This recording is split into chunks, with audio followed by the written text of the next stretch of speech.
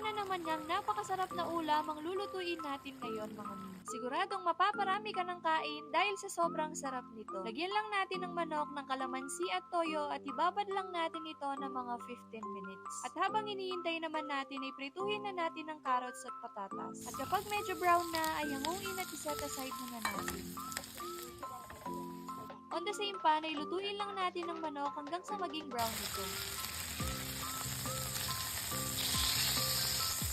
At kapag luto na ay maglagay lang tayo ng butter sa pan at paggisa lang tayo dito ng bawang at sibuyas. Haluin lang natin itong mabuti mga mi at lagyan na rin natin ito ng black pepper. At isunod na rin natin ilagay ang tomato paste. Haluin lang natin itong mabuti mga mi at ilagay na rin natin ang marinated sauce. Pagkatapos ay maglagay na rin tayo ng tomato sauce. Konti nga lang pala ang nilagay kong tomato sauce mga mi para hindi masyadong maasim. Then isunod na rin natin ilagay ang asin at asukal. Paglagay na rin tayo dito ng liver spread para mas lalong sumarap ang ating kaldereta. At pagkatapos ay pakuluan lang natin ito ng mga 5 minutes. Then after 5 minutes ay ilagay na natin ang carrots, patatas at ang gata. First time ko pa nga lang itong lutuin mga mi pero sobrang nasarapan talaga ako. Mag-add na rin pala tayo dito ng sili at pakuluan lang natin ito hanggang sa lumambot. Ilagay na rin pala natin ng bell pepper at pakuluan lang natin ito. Then after that ay ready to serve na ang ating kalderetang manok sa gata. Thank you for watching!